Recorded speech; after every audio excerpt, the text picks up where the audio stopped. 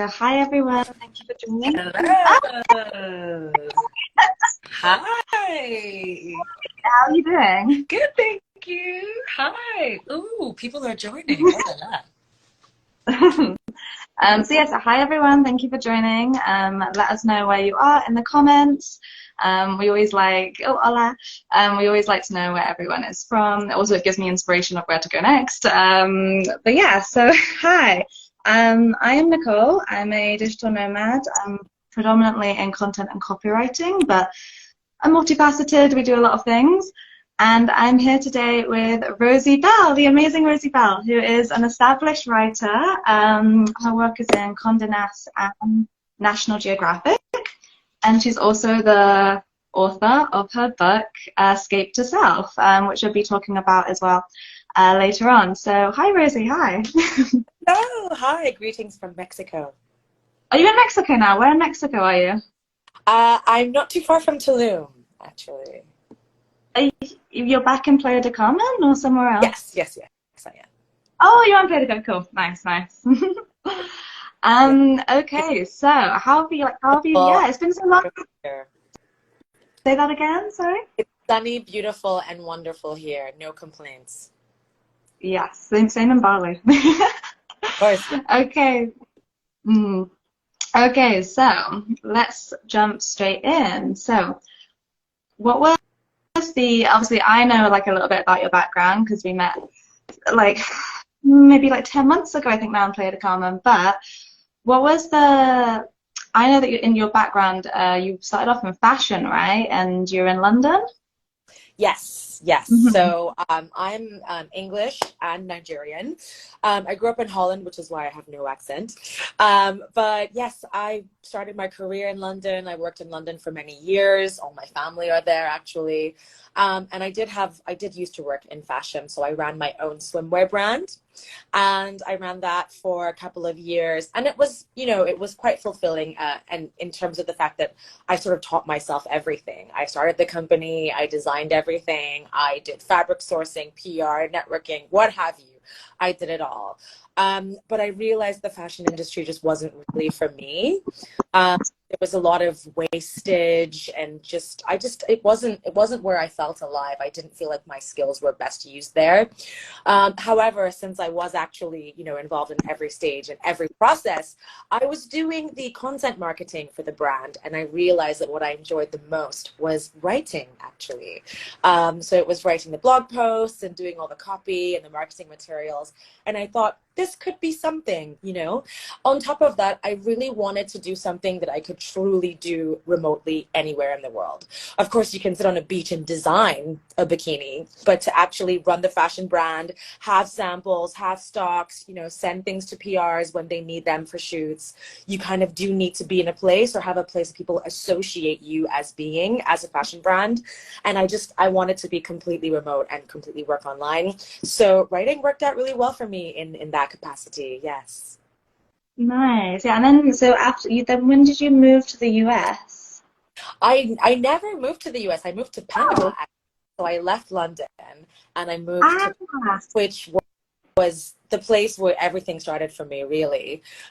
It was just so beautiful. So I was inspired. And that's actually when I decided to just take a year off after I ended my fashion brand. Just take a year off, just fall in love with the world again. And that's also when I started writing my book, Escape to Self. Nice. So when you were sort of in your fashion, in the fashion industry, what was kind of the defining moment that made you think, okay, I need to get out of this and I want to do something completely different? Was there like something that happened, or? I had actually gone to Central America. I went to Costa Rica for 3 months. And I wanted to feel free. I wanted to feel really free in the truest sense. And I wanted to feel proud of what I was doing. While my fashion brand was lovely and it was great, I had celebrities wear my stuff. I would, see my swimwear like on, the media and things like that, which are very, appealing and fantastic for a business owner or designer. But I wanted to feel like I was actually doing something that would inspire people. I wanted to feel like I made an impact. I think I actually actually read somewhere there was a stat in the UK, as much as 75% of people feel like their jobs are absolutely pointless. Yeah. And kind of felt like I wanted to do something that made me feel alive, that had some meaning behind it. And I'm sure everybody says this. And I wanted to feel free. And in that time when I went to Costa Rica, I'd kind of taken a little bit of a step back from the business, and my sister stepped in to help me while I was there. But I wanted to do something that I wouldn't need to do that. It wouldn't matter if I was in Costa Rica. It wouldn't matter if I was in Panama. I wouldn't have to be in London and handling my fulfillment or, samples or manage stock or anything like that. So I think it was actually, I was sitting on a beach in Central America, and I just thought, this is not it. This isn't it. And I think like a lot of people, especially being a digital nomad, I think a lot of people who are maybe in a situation where they feel like they're a bit stuck in their job, sometimes I think they look at our lives and think maybe it looks easier than maybe it is to get to that point. And so the question I would ask you is sort of how much hustle did it take to kind of get into writing and to become an established writer and to get your stuff published? Thank you. That's a great question, actually. Well, I have to say, especially travel writing, travel journalism, because I'm a travel journalist, it's somewhat a little bit shrouded in secrecy. It's not the most straightforward career to get to. And I do get this question a lot. People say, you have a dream job. This is amazing. And to an extent, I sort of created this job for myself with a combination of luck, I would say, and a lot of hard work. It's not something that you just wake up and fall into. You kind of, you have to plant seeds. You have to get your voice out there. You have to have examples of where editors know what your voice is like, know that you can write, what your specialty is, where you're based. So how it happened for me is that I moved to Panama. I was writing my book, and I'd given myself a year to do that. I didn't really know exactly what I wanted to do. I just knew that my fashion era had finished, and it was time to move on to something that was thoroughly remote. So it just so happened that when I was in Panama, a friend sent me a link for World Nomads. World Nomads was looking for writers who actually lived in Panama, and actually not even professional writers, just anyone who lived in Panama who could write about the experience of what it was like to actually be there. And Panama is a beautiful country, but it's kind of a tourism underdog in that people don't really know much about it besides the canal. Yeah, I haven't. Yeah, precisely. And it's such a beautiful city. It's so developed. It's so modern. When I moved there, I kid you not, so many people asked me if there was electricity, if they had electricity, if I was going to be living in a hut, if there were pirates even, just all sorts of things. And so because Panama is quite small, I feel like there weren't actually that many sort of like writers that were actually based there. And so I applied for that, and I got it. And that was my first ever paid travel writing assignment. And World Nomads is really great in the sense that you can be sort of a newbie writer. You can be an entry-level writer, and they're very open to give people those opportunities, because what they want is stories. They just want voices, and they want, those people in those corners that they can't, that not everybody can necessarily reach. And so I applied, I got it, and I thought, wait a second, someone just paid me $300 to write about my life. Maybe this is something I could do. And then so I set up a blog called The Beach Bell, and I just started blogging about Panama and guest blogging and things like that. And then next thing you know, I'd say within about a year of being in Panama and writing here and there, I started getting some bigger names approaching me just because I built my voice as someone with something to say about Panama. So I had Forbes Travel Guide reach out. I had Lonely Planet reach out to do Panama guides. And I thought, okay, I think I'm onto something here. However, I have to say that even though I was quite lucky, it is something that it's not impossible, but you absolutely can do it. I've been a travel writer for about 7 years now. So from that first article for World Nomads, I write for some very well-known publications now. And I would say that there are a couple of things that have helped me. So being in writing groups, writers groups, knowing what's going on in the industry, getting advice from other people, taking online courses also helped a lot. I took some Skillshare courses, and actually now I give Skillshare courses. and just writing as much as possible, having your voice here and there, because editors see you, they see what you're doing, and then they're like, oh, I read your thing in Forders. Actually, would you like to come here, or would you like to go there for us? You know, would you like to cover Honduras for us? Yes, I would. I absolutely would. I would like a free yes. Getting your voice out there as much as possible, finding community, and also crucially, something I wish people told me when I first started is don't compare yourself to other writers. Just don't do it. Just don't compare yourself to other writers, because they might have been, you know, they might have had a degree in journalism and then had an internship or something. You just don't know what anybody's journey is, and you'll get there eventually in whatever is right for you. You'll find your niche. You can find your niche. There's enough space for everyone. I know some journalists who focus in space travel. That's actually a thing.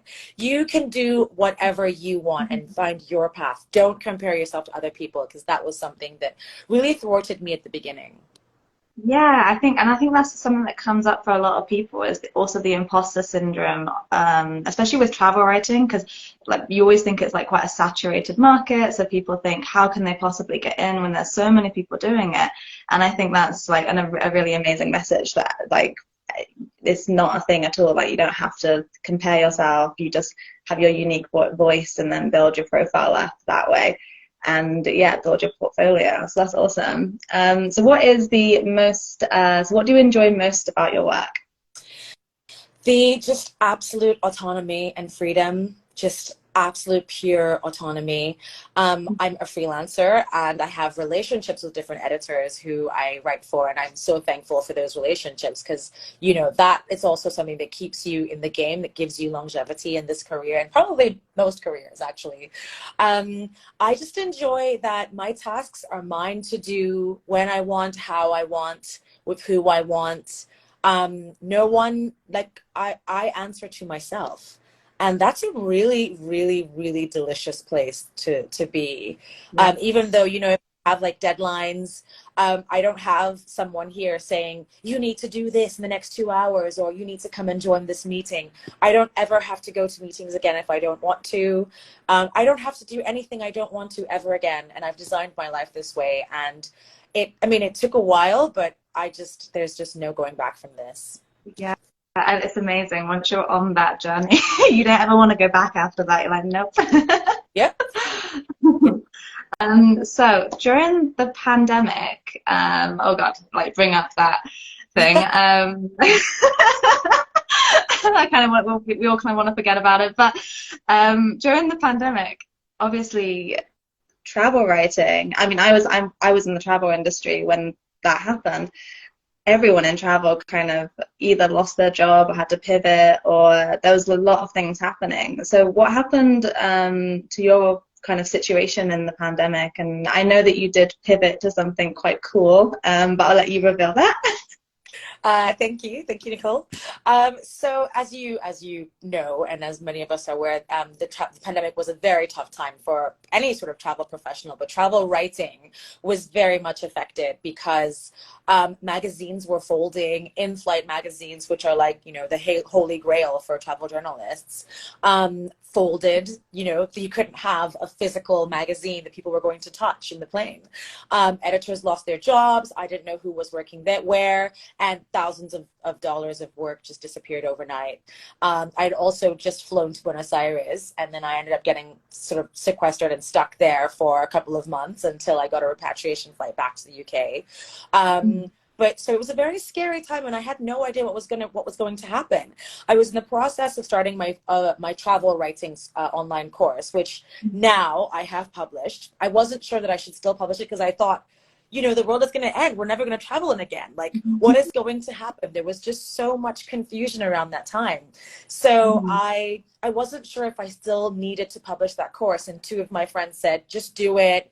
You know, eventually, even if it's in 2 years, 3 years, whatever, still publish that course, which I did. It's Travel Writing 101, and it's now the highest rated travel writing course on Udemy.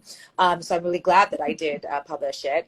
But on top of that, I found out, I was reading Forbes. I was reading Forbes online, and I read this article about people doing Airbnb online experiences and just making an absolute killing, as much as $150,000 a month.